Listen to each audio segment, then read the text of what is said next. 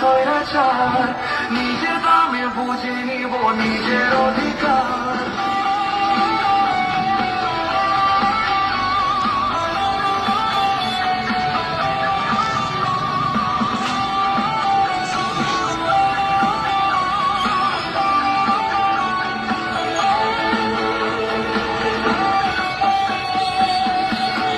আসসালামু আলাইকুম ওরহমতুল্লাহি ওবরাকাতুহু।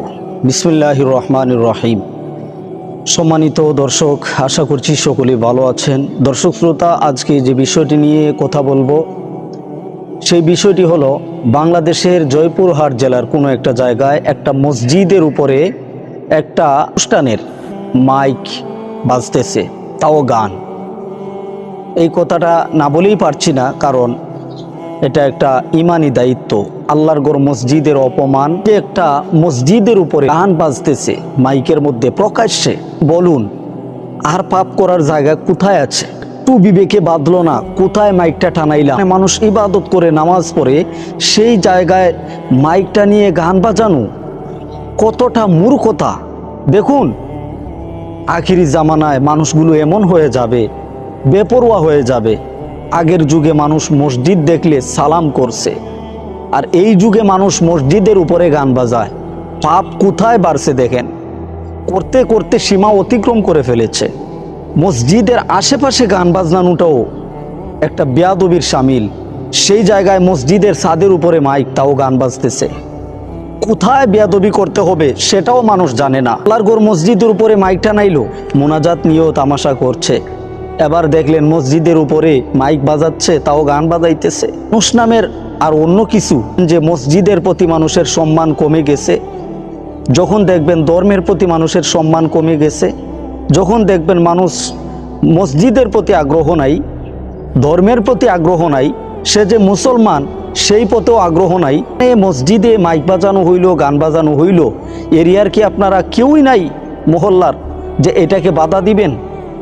যেই মসজিদে মাইক বাজানো হইল, গান বাজানো হইল, সেখানে কি মসজিদের ইমাম সাহেব নাই? আপনারা কি সবাই এই পক্ষে যে গান বাজাইতে হবে?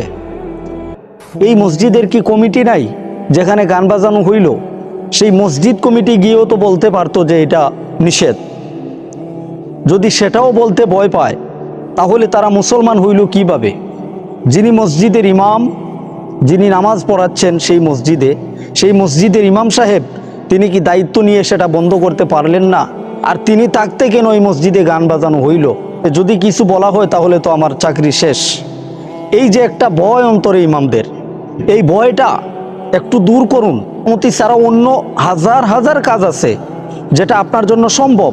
আমি আমার ইমাম ভাইদেরকে বলেছি, যারা মসজিদে ইমামতি করেন, হাজার হাজার কাজ আছে যেগুলো ইমামদের জন্য করাও সম্ভব। সারেন ইমামতি যদি হক কথা বলতে না পারেন।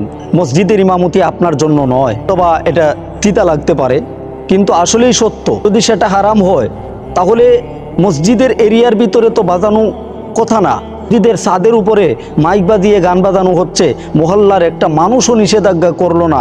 মসজিদের ইমামের দায়িত্ব নাই, কমিটির দায়িত্ব নাই, এই এলাকার একজন মানুষও কি দিন ধর্মের প্রতি আগ্রহ নাই? যে এটা কেমন কথা? যুগে যার কাছে পয়সা আছে, যার কাছে টাকা পয়সা আছে, তার কাছেই ক্ষমতা আছে। সে হোক যেই সেই হোক, সে মেথর মুচি, তার কাছে যদি টাকা থাকে সে ক্ষমতাশীল, তাকেই সম্মান করতে হবে। বর্তমান যুগটা এরকম যুগ, যেই দেশে জুতা বিক্রি হয় এসি রুমে আর কোরআন, আল্লাহর কোরআন বিক্রি হয় ফুটপাতে, সেই দেশে বিবেক নামের কোনো কিছু পাওয়া যাবে না। তারপরেও বলি, বিবেকবান মানুষ একজন থাকলে বলুন যে এটা কি আসলেই উচিত হইল আল্লাহর ঘরের সাথে বেয়াদবিটা? দুনিয়াটা এমন অশান্ত হয়ে পড়েছে, তার কারণ মানুষগুলি দিন ধর্মের প্রতি অন্ধ হয়ে যাচ্ছে দিন দিন। ভবিষ্যৎ প্রজন্ম এমন আসবে, ওরা ধর্ম হিসাবে ধর্ম যে আছে এটাই চিনবে না। এমন ব্যবস্থা করতেছে আমাদেরকে ইহুদিরা। ভালো থাকবেন। আর ওই এলাকায় যদি আমার এই ভিডিও যায়, আপনারা বিবেচনা করবেন এটা কি আসলে উচিত হয়েছে কিনা। আর যদি উচিত না হয় তাহলে আপনারা কেন বাধা দিলেন না? যে এটা কেমন কথা, মসজিদ আল্লাহর ঘরের উপরে মাইক বাজানো হয়? সেটা আপনাদের কাছে প্রশ্ন রহিল, আপনারা কি এটা ভালো কাজ করেছেন কিনা। ভালো থাকবেন। আসসালামু আলাইকুম ওয়া রাহমাতুল্লাহি ওয়া বারাকাতুহু।